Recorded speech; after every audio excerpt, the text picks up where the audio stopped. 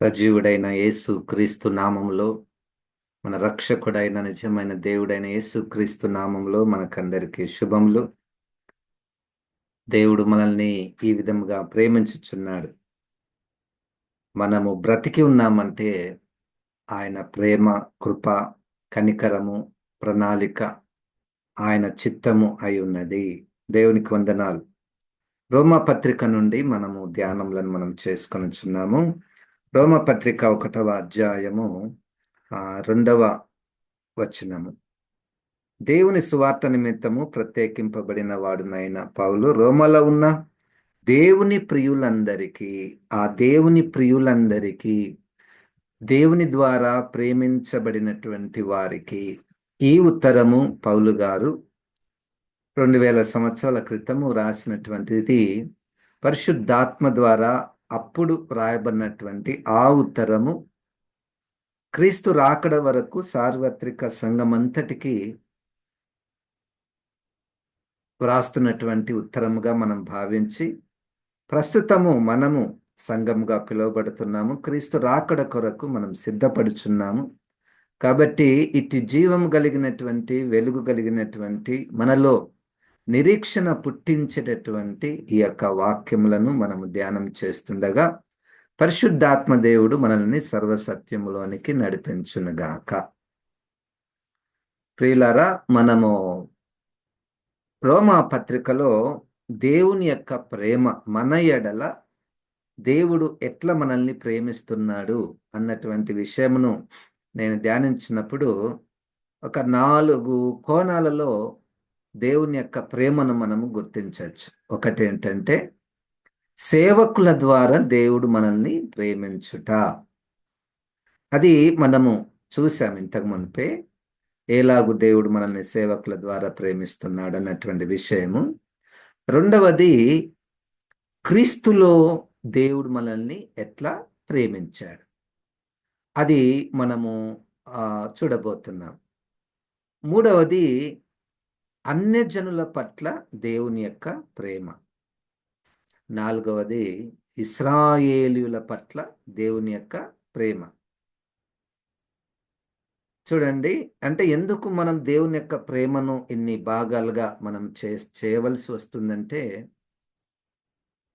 దేవుడు మనల్ని ప్రేమిస్తున్నాడు, లోకమును ఎంతగానో ప్రేమించను అన్నటువంటి ఆ జనరల్ స్టేట్మెంట్, అది జనరల్ అన్నమాట. ఇప్పుడు పర్టికులర్ అంటే మనకు ఇంకా దేవుని యొక్క ప్రేమను దగ్గరగా చూడడానికి, దగ్గరగా నేర్చుకోవడానికి, అనుభవించడానికి ఇది ఉపయోగపడుతుందని దేవుడు నాకు ఈ విధంగా సహాయము చేస్తూ ఉన్నాడు. దేవుడు నన్ను క్రీస్తులో ఏ విధముగా ప్రేమించాడు అన్నటువంటి విషయాలను మనము చూడబోతున్నాము. 1వ అధ్యాయములో ఈ 2వ వచనము నుండి 7వ వచనం వరకు అది ఒక పెద్ద ఒకటే వచనముగా మనకు కనబడుతున్నది. వాటిలో కొన్ని విషయాలను మనము తీసుకొని, క్రీస్తులో దేవుడు నన్ను ఏ విధంగా ప్రేమించాడు చూడండి. దేవుని సువార్త నిమిత్తము 2వ వచనంలో, రోమా 1:2, దేవుని సువార్త నిమిత్తము ప్రత్యేకింపబడిన వాడునైన పౌలు రోమలో ఉన్న ప్రియులందరికీ అనగా పరిశుద్ధులుగా ఉన్నటకు పిలువబడిన వారి అందరికీ శుభమని చెప్పి వ్రాయినది. మన తండ్రి అయిన దేవుని నుండి, ప్రభు అయిన యేసుక్రీస్తు నుండి కృపా సమాధానములు మీకు కలుగును గాక. ఇక్కడ క్రీస్తు నుండి కృపా సమాధానములు మీకు కలుగునుగాక అంటే, పౌలు గారు సంఘానికి సంబోధిస్తూ, సంఘానికి బోధిస్తూ, క్రీస్తు నుండి కృపా కనికరములు, కృపా సమాధానములు మీకు కలుగునుగాక. రైట్.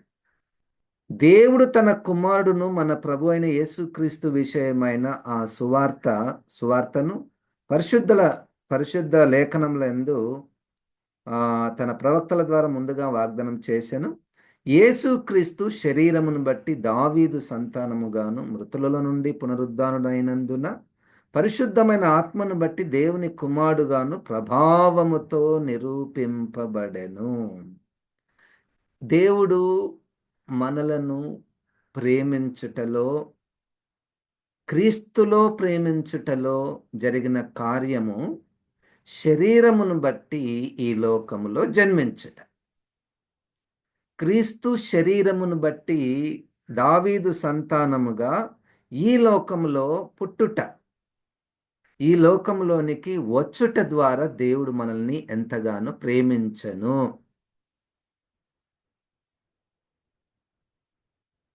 చూడండి, ఈ యొక్క మాట పలుమారు మొదటి యోహాను పత్రికలో దేవుని యొక్క ప్రేమను గురించి వివరిస్తూ, దేవుడు ఎట్లా ప్రేమిస్తున్నాడు మనుషులను అంటే తన కుమారుణ్ణి ఈ లోకంలోనికి పంపించుట ద్వారా. దాంట్లో ఏం ప్రత్యేకత ఉంది అంటే దేవుడే క్రీస్తులో ఈ లోకంలోనికి నీ కొరకు నా కొరకు పుట్టుట ద్వారా, జన్మించుట ద్వారా దేవుడు మనల్ని ప్రేమిస్తున్నాడు.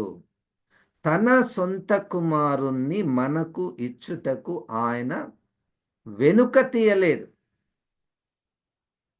ఆయన ఆలోచించలేదు. అది ఆ ప్రేమలో ఉన్నటువంటి గొప్పతనం. మనం ఇంతకుముందు చాలాసార్లు మనం చూసామండి. అదేంటంటే ఒకరు ఇంకొక వ్యక్తిని ప్రేమించుటలో చాలా రేంజ్ ఉంటుంది.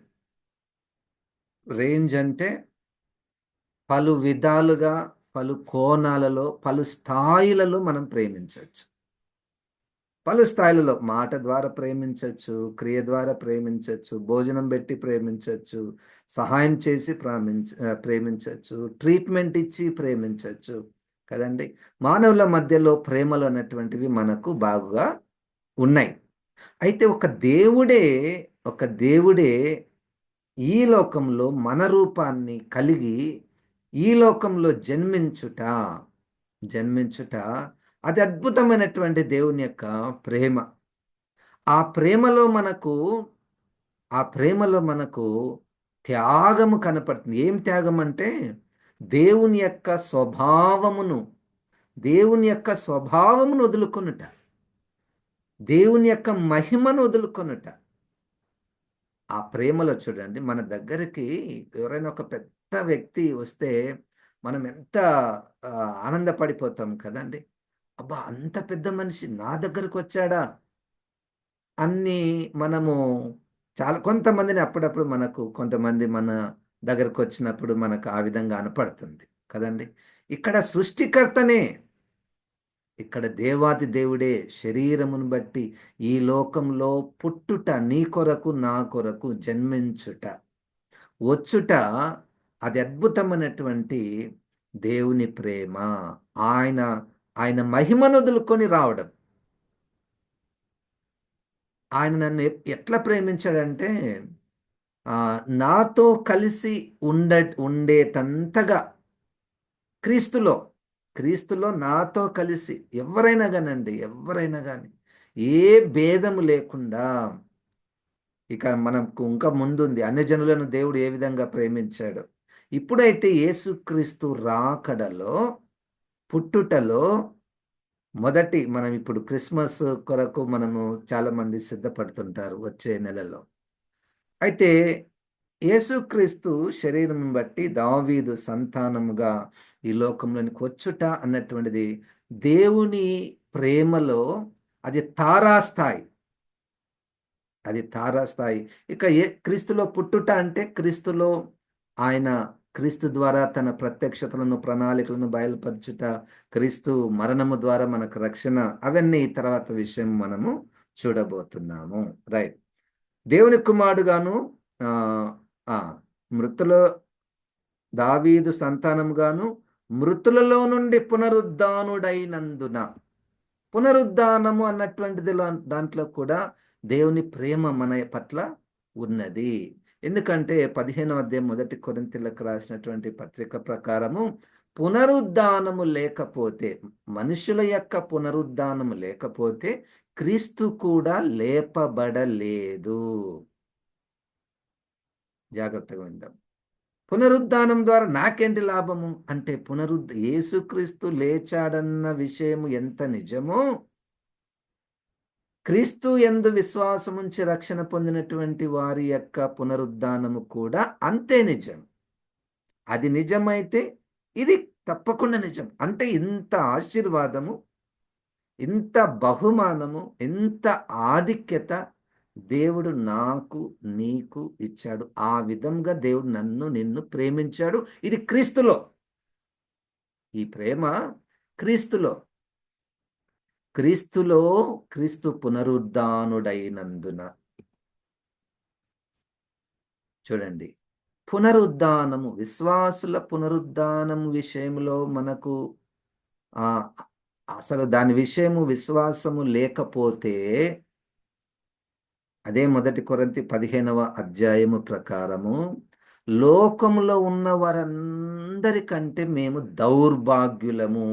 మేము లేపబడకపోతే, మృతుల పునరుద్ధానము లేకపోతే కదండి, మన క్రైస్తవ విశ్వాసము పునరుద్ధానము మీద నాటబడి ఉన్నది.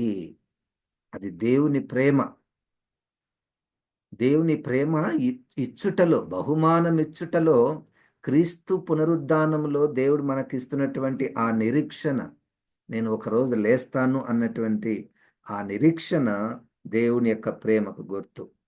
పునరుద్ధారణ అయినందున పరిశుద్ధమైన ఆత్మను బట్టి దేవుని కుమారుడుగాను ప్రభావముతో నిరూపింపబడెను.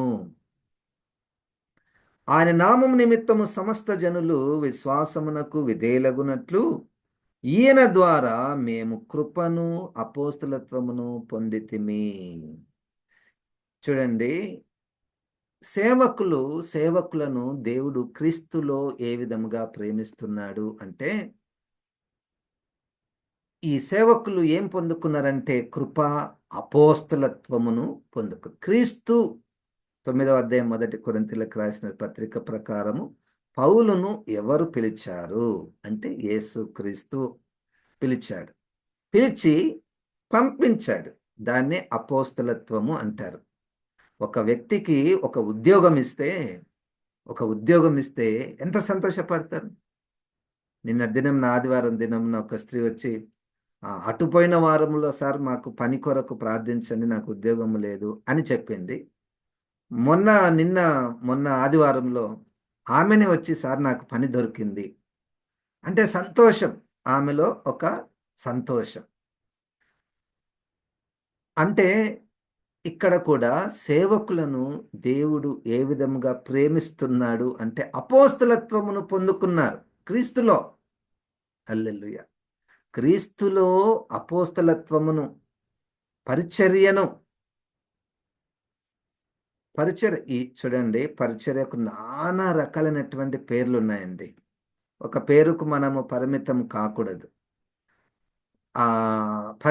పరిచర్యను పేర్లకు పరిమితం చేయకూడదు. పరిచర్యనే. ఇంకా ఆ పేరు ఉన్నా లేకపోయినా పరిచర్యనే. ఈ పరిచర్య నీకెవరిచ్చారు?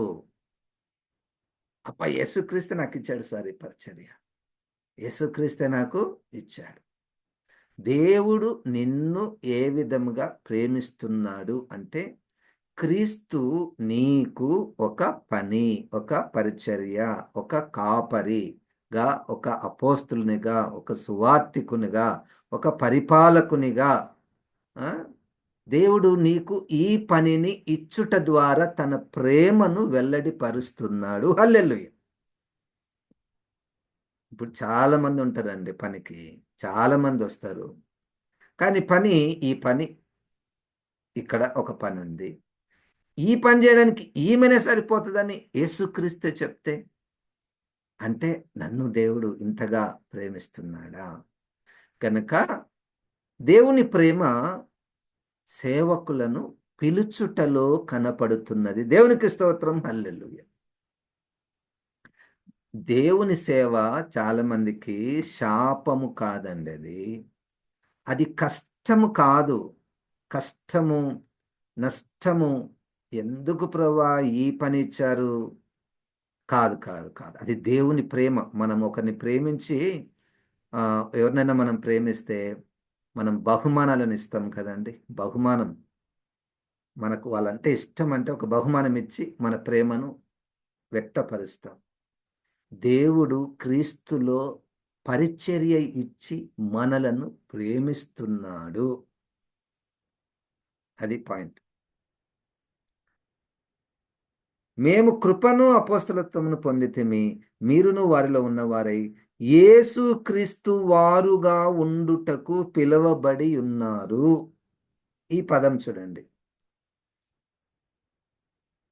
యేసు క్రీస్తు వారుగా ఉండుటకు మీరు పిలువబడి ఉన్నారు. చాలా కాలం క్రిందట నాకు ఇంకా యవ్వనస్తునిగా ఉన్నప్పుడు, వివాహం కానప్పుడు మేము గ్రామాలకు ఈ సండే స్కూల్ తీసుకోవడానికి వెళ్ళేవారం. మేము బండి మీద పోతుంటేనే, ఆ ఊరిని ప్రవేశిస్తుంటేనే చిన్నపిల్లలు మమ్మల్ని చూసి ఆ బండి వెనక పరిగెత్తు వచ్చేవారు. పరిగెత్తుతూ, పరిగెత్తుతూ వాళ్ళు వాళ్ళ ఫ్రెండ్స్‌ని పిలిచేవారు.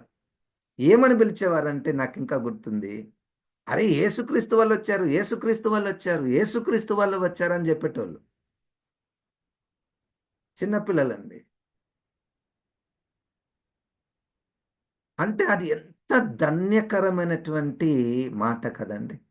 మనము ఒక గుంపు వారము, ఒక ఉదాహరణకు ఒక పెద్ద గుంపు, ఒక కమ్యూనిటీ ఉందనుకోండి. లేకపోతే ఒక దేశం, పెద్ద దేశం. ఉదాహరణకు మనం ఎవరైనా అమెరికా వాళ్ళొచ్చారంట. లేకపోతే వాళ్ళ ఫలానా గుంపు వాళ్ళొచ్చారంట. ఫలానా ఆయనకు సంబంధించిన వాళ్ళొచ్చారంట. ప్రధానమంత్రికి సంబంధించిన వాళ్ళొచ్చారంట. అంటే అదొక గొప్ప ఆధిక్యత గదండీ! యేసుక్రీస్తు వారుగా పిలువబడుట. అది దేవుని ప్రేమ అది. దేవుడే వచ్చి వీళ్ళందరూ నా వాళ్ళు అంటే ఎట్లుంటది? నాకు సంబంధించిన వాళ్ళు వీళ్ళు. ఆయన ప్రేమను చూడండి.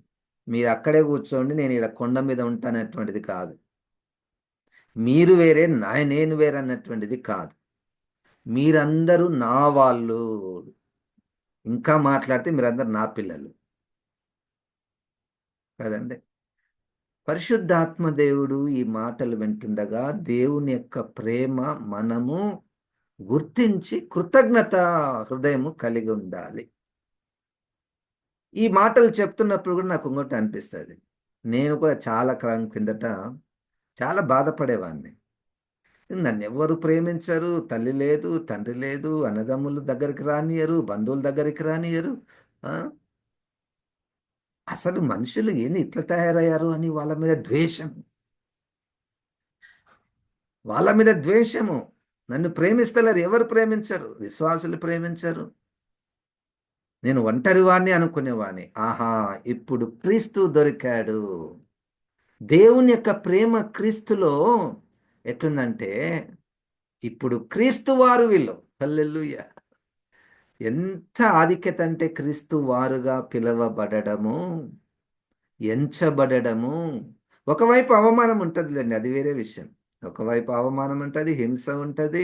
క్రీస్తు వారుగా ఉన్నప్పుడు, అదే సమయంలో క్రీస్తు వారుగా ఉన్నప్పుడు ఎంత ఆధిక్యత, ఎంత గౌరవము, ఎంత ధైర్యము. క్రీస్తు వారుగా పిలువబడుతున్నారు. దేవునికి స్తోత్రం. హల్లెలూయా! ఈరోజు మనం ఒకటే అంశాన్ని మనం ధ్యానం చేస్తున్నాము. అదేంటంటే, మనము క్రీస్తు దేవుడు మనల్ని క్రీస్తు ద్వారా ఏ విధముగా ప్రేమించుచున్నాడు. 4వ అధ్యాయం రోమపత్రిక 4వ అధ్యాయము 25వ వాక్యాన్ని మనము చదువుకుందామండి. 4:25.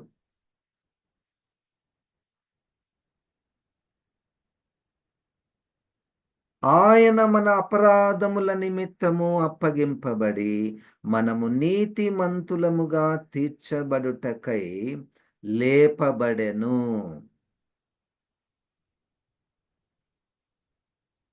మన అపరాధముల నిమిత్తము అప్పగింపబడినటువంటి యేసుక్రీస్తు, మనము నీతిమంతులముగా తీర్చబడుటకై ఆయన లేచి ఉన్నాడు. రోమాపత్రిక.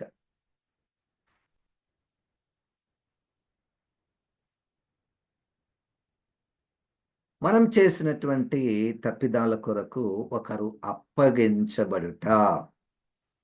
ఈ విషయాన్ని మనము మన ప్రాక్టికల్ లైఫ్‌లో మనం ఏదైనా తప్పు చేస్తే మనం దానికి పెనాల్టీ చెల్లించాలి. అయితే ఆ పెనాల్టీ బదులు మనకు రావాల్సినటువంటి శిక్ష ఇంకొక వ్యక్తి వచ్చి లే ఆయననేం కొట్టకండి. మీరు నన్ను కొట్టండి. ఆయన దగ్గర ఏం అప్పు తీసుకున్నాడా మీ దగ్గర? అప్పు తీసుకున్నాడా? అయితే ఆయనేమి ఇవ్వడు గానీ నేనిస్తా వాళ్ళ అప్పు నేను కడతా అంటే? నేను కాలేజీలో ఉన్నప్పుడు ఫీజు కట్టడంలో కొంత ఇబ్బందయినప్పుడు ఒక లెక్చరర్ వచ్చి, "ఈయన ఫీజు నేను కడతా." కట్టాడాయన. ఆయన నా నేను కట్టవలసినటువంటి ఫీజు ఇంకొక వ్యక్తి కడితే ఎంత బావుంటుందండి. ఎంత సంతోషం. ఇప్పుడు మన మీద ఉన్నటువంటి అప్పు ఎంత ఉందో తెలుసా అండి? మన మీద అప్పు పాపం అన్నటువంటి అప్పు. హ్మ్.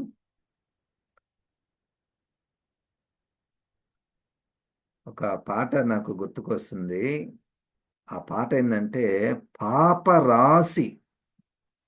పాపరాశి అంటే I don't know what is that song.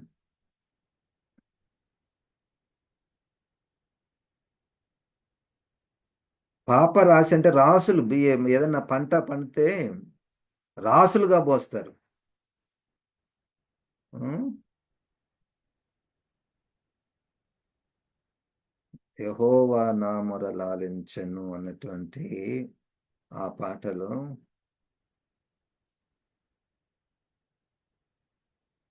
అది గాదు.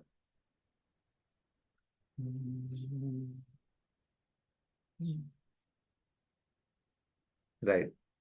కనుక నేను పాపం చేశాను. నా మీదున్నటువంటి పాప భారమును ఇంకొక వ్యక్తి క్రీస్తు మన అపరాధముల నిమిత్తము అప్పగింపబడ్డాడు. ఇంకొక విషయం మనం గమనించండి ఇక్కడ. ఇప్పుడు నేను ఒక రూ. 1,00,000 అప్పు చేస్తే 10,00,000 కలిగినటువంటి వ్యక్తి నాకు 1,00,000 ఇస్తే ఉన్న ప్రేమ అది కాదిక్కడ. ఆయనకున్నదంతా మొత్తం చెల్లిస్తేనే గాని నీ అప్పు తీరదు. ఇది పాయింట్. అంటే ఆయనకు నష్టం జరుగుతది నాకు అప్పు చెల్లిస్తే. నా అప్పు ఆయన కడితే, నేను అనుభవించవలసినటువంటి శిక్ష ఆయన అనుభవిస్తే, ఆయన మరణానికి అప్పగించబడ్డాడు. అప్పగింపబడి దేవునికి స్తోత్రం హల్లెలూయా! ఈరోజు పాప భారం లేకుండా సమాధానంతో, దేవుని ప్రేమతో, నిరీక్షణతో, పునరుద్ధాన నిరీక్షణతో మనం ఉన్నామంటే దేవుడు క్రీస్తును మన కొరకు, మన తరపున, మన స్థానంలో అప్పగించాడు. దేవునికి స్తోత్రం హల్లెలూయా! ఇది మన నీతి కాదండి. మన భక్తి కాదు. ఇంత సమాధానం, ఇంత నిరీక్షణ, ఇంత సంతోషము నీకు నాకు ఉందంటే, దేవుడు నిన్ను ఎట్లా ప్రేమించాడంటే, ఆయన దేవుడు గాబట్టి ప్రేమించాడు. ఆయన దగ్గర మస్తు ఐశ్వర్యం ఉంది సార్. మన అప్పులెంత చిన్నవే. కాదు, కాదు. అది కాదు. ఆ ప్రేమ కాదిక్కడ.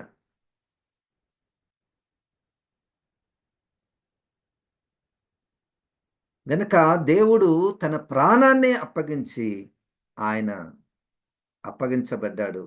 మనల్ని ఆ విధంగా ప్రేమించాడు. మనం నీతిమంతులుగా తీర్చబడుటకై లేపబడాను. అంటే క్రీస్తు లేవకపోతే మనకు నీతి లేదన్నట్టు. ఎంత ప్రేమ, ఎంత ప్రేమ. దేవుని యొక్క ప్రేమ మనల్ని నీతిమంతులుగా తీర్చుట. చూడండి. ఒక మనిషి నీతిమంతుడిగా కావాలంటే మనం ఆలోచన చేస్తే చాలా కష్టం సార్. చాలా చాలా కష్టం నీతిగా ఉండాలంటే ఎక్కడ సాధ్యమైతది? అయితే ఇక్కడ ఒక ఆయుధము, ఒక సూత్రము ఉందంటే యేసుక్రీస్తు నీ కొరకు చనిపోయి తిరిగి లేచాడు అన్న దాని మీద విశ్వాసం ఉంచితే చాలు. మనం నీతిమంతులం కాము. ఆయన తన నీతిని మనకు ఆపాదించి, ఇక్కడ జాగ్రత్త విందాం. తన నీతిని మనకు ఆపాదించి, మనలో ఆత్మ బీజాన్ని నాటి, అరే! ఇప్పటి నుండి నువ్వు నీతిగా ఉండాలి చూడు. అమ్మా! ఇప్పటి నుండి నువ్వు నీతిగా ఉండాలి చూడు అని నీ అంతకు నువ్వే వింటుంటావు స్వరము. నీవే వింటుంటావు. ఈ ఈ విషయంలో నేను నీతిగా ఉండాలి. ఈ విషయంలో నువ్వు న్యాయముగా ఉండాలి అని నువ్వే నీ స్వరం వింటుంటావు.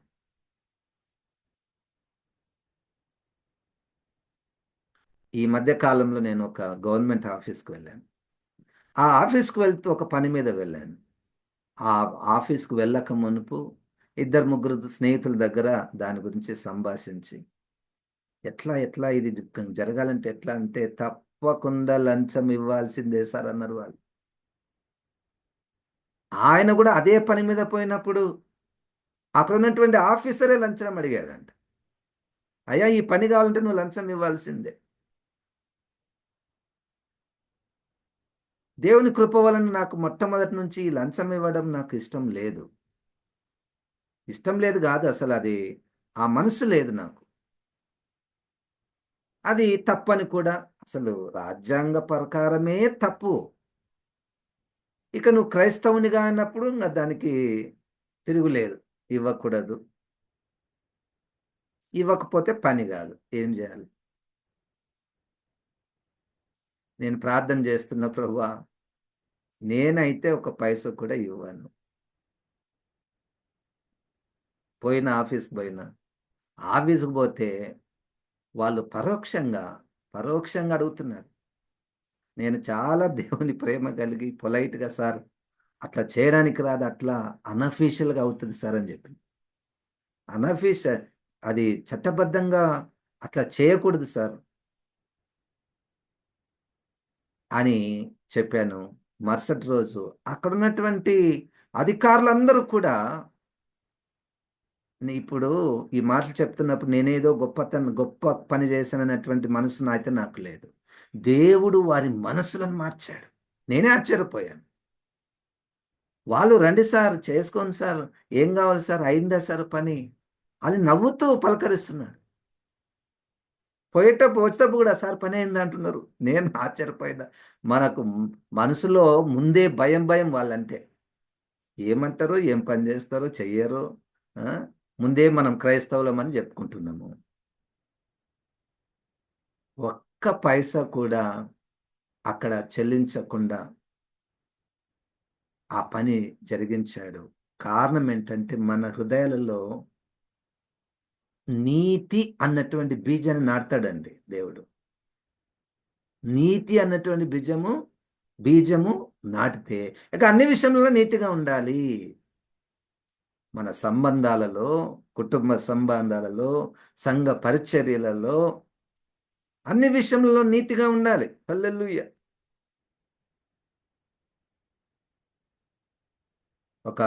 ఒక పాస్టర్ గారు చెప్తున్నారు. ఆ సంఘానికి పెద్ద వాళ్ళొస్తారంట. ఒకసారి డీఎస్‌పీ వాళ్ళొచ్చారంట. డీఎస్‌పీ వస్తే పాస్టర్ గారు, "సార్ మీరు చాలా సంతోషం. మీరు మా సంఘానికొచ్చారు.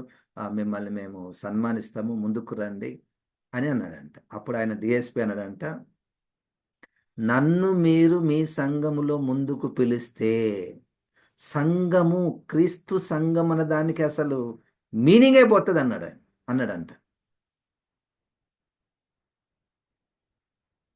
మనమందరం ఒక్కటేనయ్యా. మనమందరం ఒక్కటే. సంఘానికి విలువ పోతది. ప్రజలు ప్రభువును చూడకుండా మనుషులను చూస్తారు అని ఆయన ఒక విశ్వాసి పాస్టర్‌కి చెప్పవలసి వచ్చింది. ఈ పాస్టర్ నేర్చుకున్నాడు. అప్పటినుండి ఎవ్వరొచ్చినా గాని, ఎంత పెద్దోళ్ళొచ్చినా గాని, ఇదిగో పలానాలో వచ్చాడు లేచి సప్పర్లు కొట్టండి, ముందుకు రండి, పూలదండలెయ్యండి. నో. ఎందుకు ఈయనకి ఈ మనసొచ్చిందంటే, నీతి, న్యాయం అన్నటువంటి బీజము ఈయనలో వ్రాయబడింది. దేవుడు నిన్ను ఎట్లా ప్రేమిస్తున్నాడు? నీ కొరకు యేసుక్రీస్తుని అప్పగించాడు. నువ్వు నీతిమంతునిగా కావడానికి ఆయన పునరుద్ధానుడయ్యాడు. చూడండి, ఆ మొదటి అధ్యాయం 5వ వచనంలో విశ్వాసమునకు విధేయత కలుగునట్లు అనే పదం ఉంది. మనం విశ్వాసం వరకు భలే ఉంటాం. యేసుక్రీస్తు నా కొరకు చనిపోయాడా? వందనాలు. యేసుక్రీస్తు నా కొరకే లేచాడా? దేవునికి వందనాలు, స్తోత్రం, పాటలు పాడతాం, చప్పట్లు కొడతాం. అయితే విధేయత ఎక్కడుంది? విశ్వాసం అయితే ఉంది. విధేయత అంటే, అయ్యా ఆయన లేపబడిందే నీలో నీతి అనేటువంటి బీజాన్ని నాటడానికి. న్యాయం అన్నటువంటి బీజాన్ని నాటడానికే కదండీ! ఇప్పుడు నేను జెప్పేదంతా గూడా నువ్వు ఇప్పటినుంచి నీతిగా జీవించాలి, న్యాయంగా జీవించాలనేది నేను జెప్తే మీరు వినేది అది జరగనటువంటి పని. ఎంతమంది జెప్పరు? అందరూ జెప్తారు. నేనే గాదు. అన్యులు గూడా జెప్తారు. నీతిగా ఉండాలి, న్యాయంగా అవి జరుగుతాయా? జరగవు. అవి జరగవు.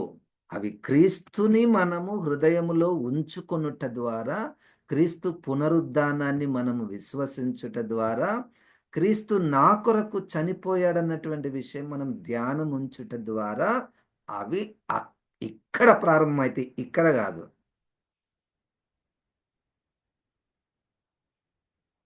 పలానా గొప్ప వ్యక్తి చెప్పాడు, నీతిగా జీవించాడు, మనం నీతిగా జీవించాలి. అవి జరగవు. పైపైన కొన్ని నీతిగా జరుగుతాయి. నీతి పనులు జరుగుతాయి. లోకము ఆ సిస్టమ్ నడవడానికి, దేవుని ప్రణాళికలో సిస్టమ్ నడవడానికి అన్యులు గూడా నీతిగా జీవిస్తారండి. జీవించాలి. ఒక సిస్టమ్ నడవాలంటే నీతి, న్యాయము అక్కడక్కడ ఉంటది. కానీ ఈ నీతి వేరే. ఈ నీతి వేరే. నువ్వు నీతిమంతుడిగా కావడానికి దేవుడు యేసుక్రీస్తుని లేపాడు. ఇది ఒక లక్షణం కాదు. ఒక లక్షణం కాదు. ప్రేమ లక్షణము, దయ లక్షణము, నీతి లక్షణములు కాదివి. క్రీస్తు మనలో ఉంటే మన జీవితమే ఒక నీతిగా ఉంటుంది. మొత్తానికి ఈరోజు మనం దేవుని ప్రేమను, క్రీస్తులో దేవుని ప్రేమను నేర్చుకుంటున్నప్పుడు పరిశుద్ధాత్మ దేవుడు ఆ క్రీస్తుని మన హృదయములో ప్రతిష్ఠించుకోవడానికి సహాయం చేస్తే, మనం అడుగుతే, మనం కోరుకుంటే ఒక్క క్రీస్తుని మనం హృదయంలో పెట్టుకుంటే ఇక చాలు. చాలు. మన మన జీవితం పరిపూర్ణము. క్రీస్తు కలిగినటువంటి పరిపూర్ణత అక్కడే. బయట నుంచి ఏమి ఉండదండి. బయట నుంచి ఏముండదు. లోపల ఆ హృదయములో క్రీస్తును ప్రతిష్ఠించండి. రోమ 13, 14 ప్రకారం క్రీస్తును ధరించుకొనండి. కోరుకుందాము. క్రీస్తు నాలో ఉండాలి.